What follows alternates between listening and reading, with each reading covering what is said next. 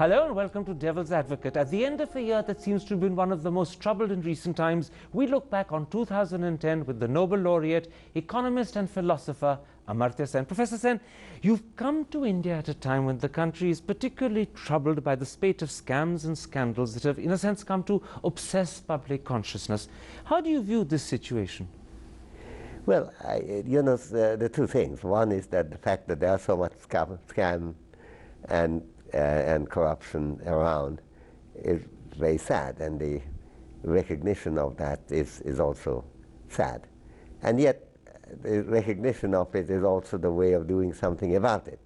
I don't think scams and corruption in any sense new in India, but the fact that people are recognizing it more clearly, that must be a rather positive thing. Except for the fact that in this 1 year alone, we've had the IPL, we've had the Spectrum scam, we've had the Commonwealth Games, we've had a spate of housing scams and multiple mining scams. Do you ever ask yourself the question, why is India so prone to scam and scandal? Well, Colin, I'm not sure that India is more prone to scam than other countries. There's a lot of them elsewhere too, and in the United States. Some of the ones that have come to light in the context of the crisis of 2008, the financial scams were just quite extraordinary. I think we have a societal problem there about the incentive structure being one in which there's a lot of reward from scam. There's also one in which the morality of shunning scam, even though often aired, it doesn't really got its root down on the soil, I think. But people in India said that with the end of the license permit Raj, the advent of a more liberal open economy, and with the deepening of democracy, opportunities for scams would diminish. But many Indians feel that very possibly the opposite seems to have happened. Well, I think that would be wrong to judge that, because I think the opportunity of scams was reduced, certainly, by the license Raj.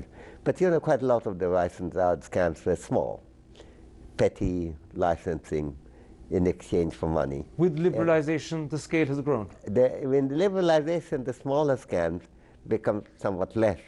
On the other hand, the franchise and what is called stream, or some other term is used here, for the kind of resources that the government can provide, have grown in scale. So would you also then say that with entrepreneurship increasing, with opportunities for making profit growing, we're going to see not just more scams, but bigger scams as well?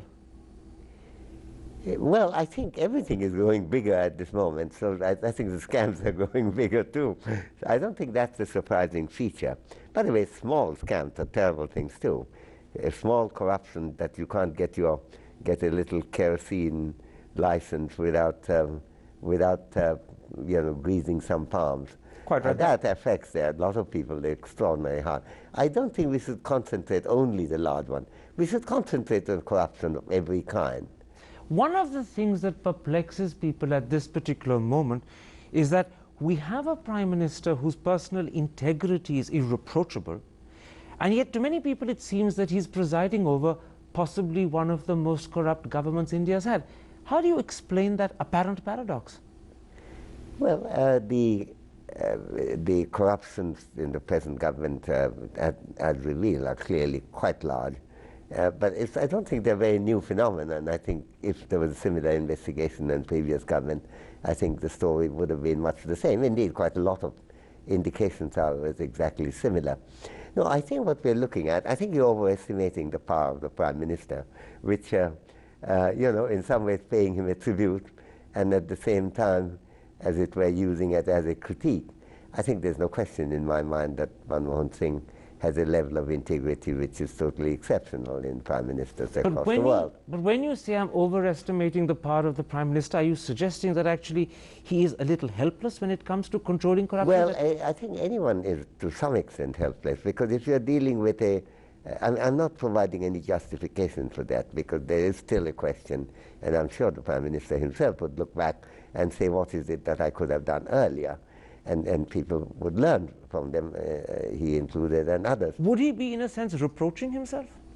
That I don't know, but Colin, I must finish what I was saying, namely that the important thing is to recognize that in a kind of parliamentary system we have, without a kind of firm majority of any party, with a kind of coalition, when you're trying to stay in power, and then you have to placate a certain number of coteries of people who hold various ways for you to retain your government and the governability of India, there is a certain proneness in the direction of lethargy, not so much lethargy, but delay in not being able to, shoot at first sight when you see a corrupt practice. Is that an explanation? To many, it will sound like an excuse for the inaction of the Prime Minister.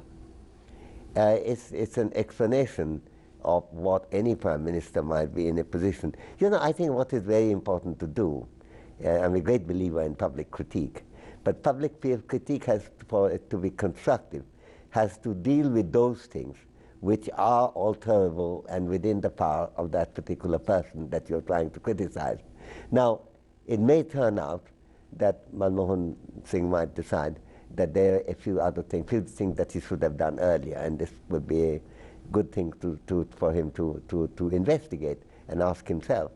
But to suggest that the entire structural problem here, the societal problem, the coalition politics difficulties are generated by the Prime Minister, in a sense provides a critique, and you said that any kind of denial of that sounds like an excuse.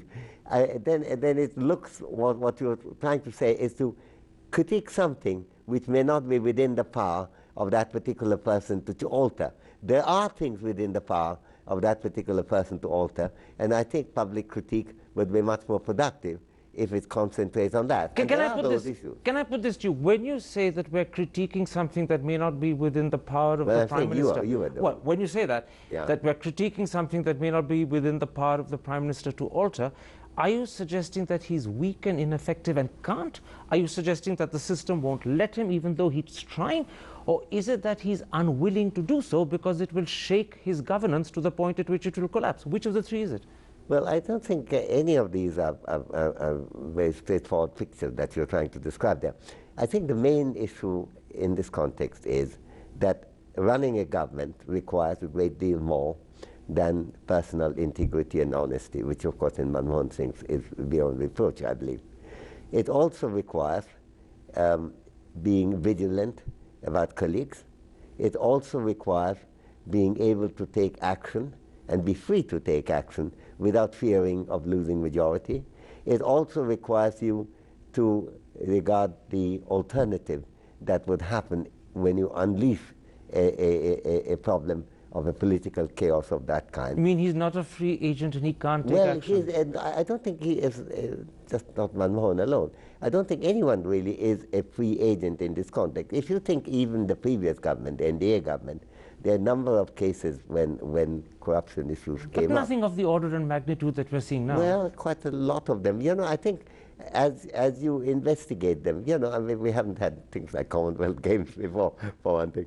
But or spectrum scams, or IPL, or any of that. Yes, but you see, I think that's one of the problems. Any of these issues. But aren't you suggesting something that would worry and trouble the audience? You're suggesting that the system, the power of the Prime Minister, doesn't permit effective action against scams. We're going to have to live with this because we can't do anything about it. No, I don't think you have to live with this. What you have to do is, rather than turning it into a personal critique, saying, you, Mr. Manmohan, Dr. Manmohan Singh, I accuse you of that. If you recognize that there is a systemic problem in the nature of the society, in the nature of the politics, and the nature of political, social, and particularly economic morality that have come to prevail. If you're making the point, then the answers that have to be sought, and they could be found, was how to deal with them, rather than saying, I accuse you, and point a finger at a particular person. So can I interrupt? Can you not be guilty of doing the opposite? The more you see it in systemic terms or in terms of the nature of society or the system, the less you want to point it at one person, and yet you're absolving a man, it happens to be the Prime Minister, who could act, who could at least create consciousness of action. Today the country feels he isn't doing anything. He's either turning a deliberate blind eye or worse still, he's unwilling to act. Yeah, I don't know that I mean, when you say, can it be the case, it could indeed be the case. I'm saying that it's not the case in this particular case. What I'm suggesting here is that in some ways, by converting a much more general problem into one of a personal failure, you're refusing, and I'm accusing you here, Karen, of guilty of not taking on the really big problem that you have to take on. You can shoot Manmohan Singh, you can shoot his successor, but if the main problem still remains, you would have the satisfaction of two heads that you can hang up on your wall. But the problem will continue. The problem will remain the same. So I think what I'm trying to say, I mean, all my life I've written about public critique. But public critique has to be intelligent and addressed to those issues which are changeable, which are important and diagnosable, and on which the general public could be made to take an interest, an informed interest, and act. So what you're saying to people, and there are a very large number of them, who feel that perhaps the Prime Minister is inactive, not doing enough, not speaking enough about corruption, what you're saying to them is, don't be unfair, don't point the finger directly at Manmohan Singh, look at the bigger issue of responsibility in the system itself. I don't in any way want to deny the possibility that Manmohan himself might decide that he should have done differently in some respects.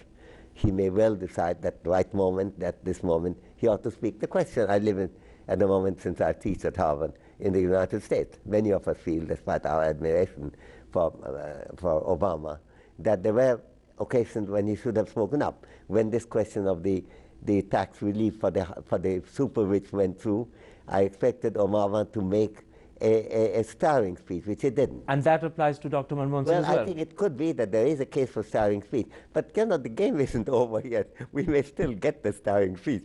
The question but with every time and with every delay, it gets worrying. But Karen, what I'm saying is that if you diagnose the problem correctly as a problem of a general kind for the society and the politics and the economy of the country, then by the more you point just as an individual accusation, you reduce the Prime Minister's power to that extent to take it up and give that starring lecture we're looking for, because he's trying to defend himself. Absolutely. I would appear before this, or you were before that. And so I think I don't think I'm not accusing you of that in this case, but if one has to take the view that any kind of personal angle is always the best way of making public critique, I think one is not being fair to an understanding of public critique that has emerged from the experience of the world over the last 100 years. Let's leave this particular subject there. Many will say that you're, in a sense, defending the image of a friend,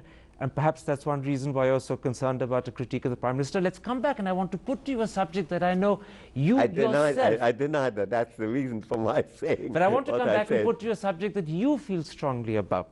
India's silence... I feel very strongly about corruption too. Absolutely. But I must have to get this through, Karen.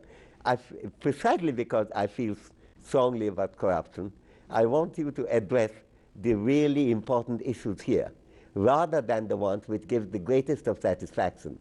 You know, when I'm given, I know that we have little time, but I have to finish it. Because when I have the opportunity of giving the parliamentary lecture, the first Hiran Mukherjee lecture in Parliament, one of the problems was that I mentioned is that the difficulty with the opposition is that quite often the really major issues don't receive any kind of critique. And the minor ones, where finger pointing is much easier to do than to get a dominant role. That's what I'm talking about. I won't quarrel with your statement that finger pointing at the Prime Minister is a minor issue, or at anyone. Let's take a break and come back and talk about India's attitude to Burma. You're deeply critical about the silence this government and previous governments have maintained over Aung San Suu Kyi and democratic forces. I want to ask you whether you think in doing so, India has let itself down. That's in a moment's time. Stick with us.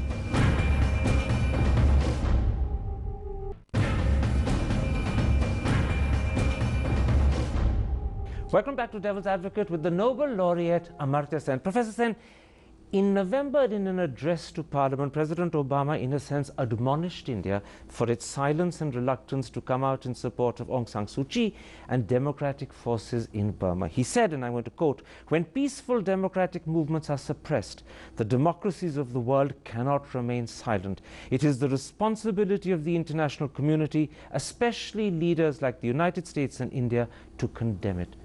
Do you agree? I agree. I'll go further to saying it is very important for India to speak up. It's for India to take action. The United States has spoken up. I would like it to take more action. Chevron is one of the big operators in Burma. That Europeans don't do much about Total. The United States don't do much about Chevron. Let's stick to India. Let's stick to India. Well, no, but you mentioned that since you began with the United States comparison, in one case we have speech, but not inadequate action. In the other case, we have neither any speech nor any action. And I would like to have speech and action from both. The Indian position is that there was a time when they supported Aung San Suu Kyi in democratic development and movement in Burma. In fact, in '92, they gave her the Nehru Prize. But now they say, in return for the support of the military junta in curbing Bodo, NSCN and Mizo rebels, India is silent. Is that understandable, or is it a Faustian bargain?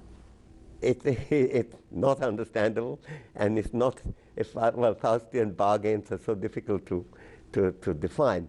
If it is a bargain of any kind, it's a terrible bargain. What do you say to Indians who say that national interests have to take priority? Well, first of all, I think idealism? I would say three things. First of all, any nation has to consider not only national interest in its policy, but also what its role is as a part of a global civilization.